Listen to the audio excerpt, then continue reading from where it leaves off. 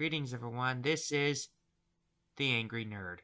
I've changed my alias from the director to the Angry Nerd, but I'll explain why I've done that later. And to tell the truth, I'm done with DreamWorks as a whole for allowing this horrendous pile of yak dung they call dragons the Nine Realms, practically milking the How to Train Your Dragon franchise for views, probably, or worse, to push an agenda and whatnot. And to tell the truth, as a history lover who even makes exception for certain elements of creative licensing, I do not mind the How to Train Your Dragon films and series. In fact, I freaking love these. I was in high school by the time the How to Train Your Dragon series with the first film came out. And I remember seeing 2 and 3 in theaters, and also while going through the middle of the move, I saw the How to Train Your Dragon Race to the Edge series, and I had the time of my life. Yet with this, Dragons the Nine Realms, we end up getting one of these characters who apparently is the descendant of Hiccup. At least he looks like a descendant of Hiccup. And he meets the only classical dragon from the How to Train Your Dragon series, being one of the Furies. Apparently it's a nightlight. But given the fact that Toothless was the last of the Night Furies, and there were other Light Furies, if you've paid close attention in How to Train Your Dragon in the Hidden World, then the only way the Night Lights could have survived to continue like that would have been through inbreeding, which would have led to serious health defects and genetic entropy, leading it to be a far inferior breed to the Light Fury. Otherwise, the Nightlight should have gone extinct altogether, just like the Night Fury, as Grimmel said that he had basically snuffed out the Night Furies, and Toothless was the last Night Fury, and thus mated with the Light Fury. So technically, even the Nightlights should have been bred out of existence, especially with how intelligent Thunder would have been.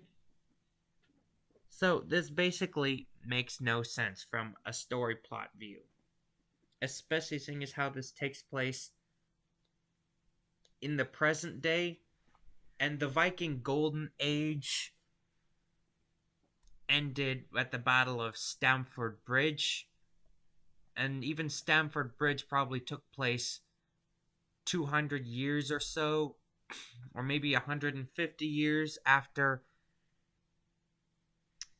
Hidden World. But aside from that, we only got the Nightlight and one glimpse of a terrible terror. No gronkles, no monstrous nightmares, no hideous zipplebacks, no death songs, no skrills,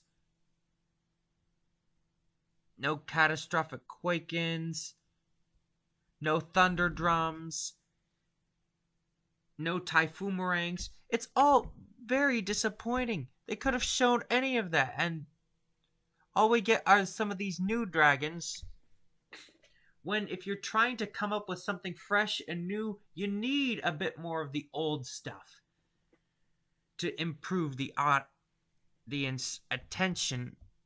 To seek approval from the audience attention. But they only used one of the classical dragons as the main character's dragon. And let me tell you, that doesn't work. with these new dragons we have, I saw the Mist Twister, which sort of looks like the cross between a European Thorfax from Dragonology and the hideous Zippleback. And the Gembreaker, and this one that could cloak itself.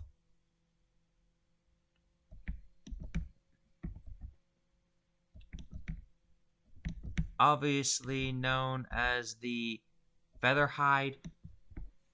But frankly, I stopped watching in the middle of one of the episodes and then called it quits before even getting halfway through the first season. That's how bad it is. The storyline seemed to be going alright. It was okay.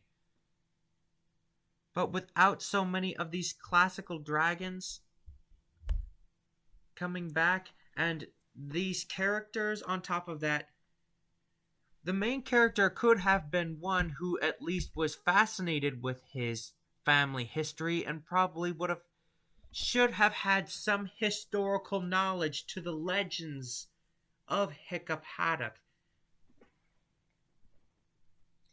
and the others, especially seeing as how, unlike other Viking civilizations, or rather Scandinavian civilizations, the Burkians had writing on parchment, which is what other Scandinavians did not have.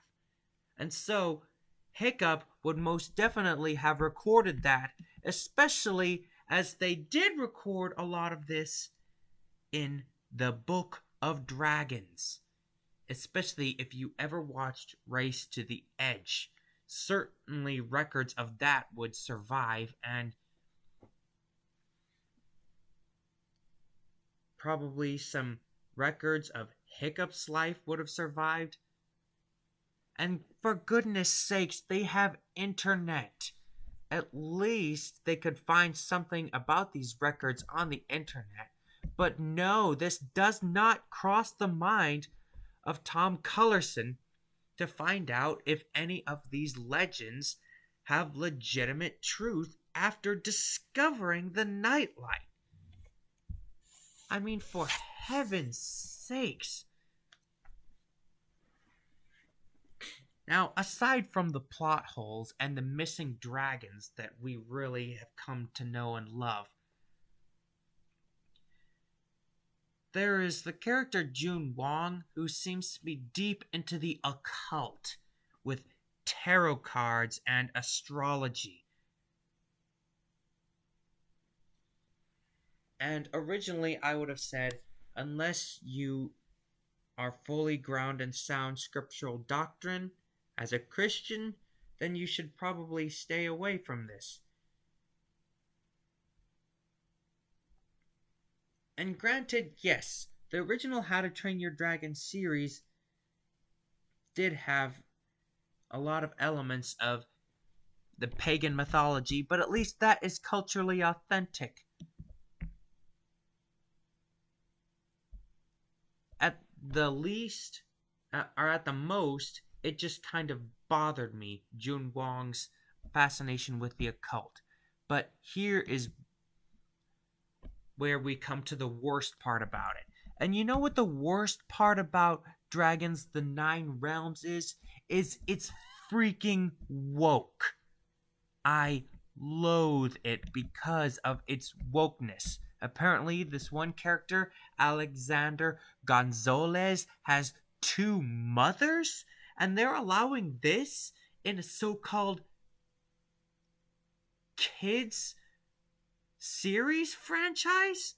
For frick's sake, you do not push this kind of crap into a kids series. I am so ticked. Not to mention, you're giving the big giant middle finger to conservative and more traditional audiences. As if you're trying to make this appeal to a modern audience.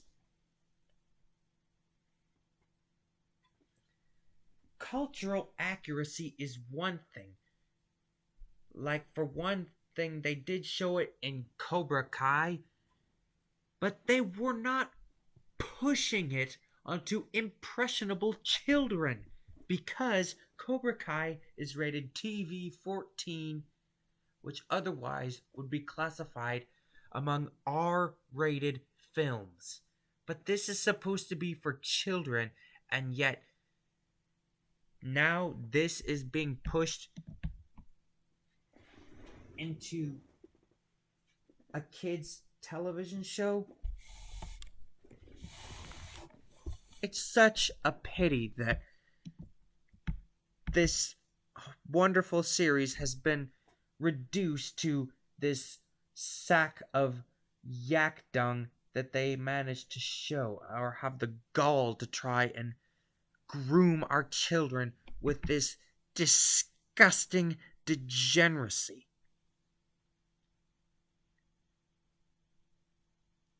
If you are a How to Train Your Dragon fan, I am begging you, stay away from Dragons the Nine Realms. It's not worth it, okay? If you want to develop any sort of series that would appeal to modern audiences or the modern era, write some fan fiction of your own. But please stay away from this garbage. Seriously, I'm done with DreamWorks just as much as I'm done with Disney.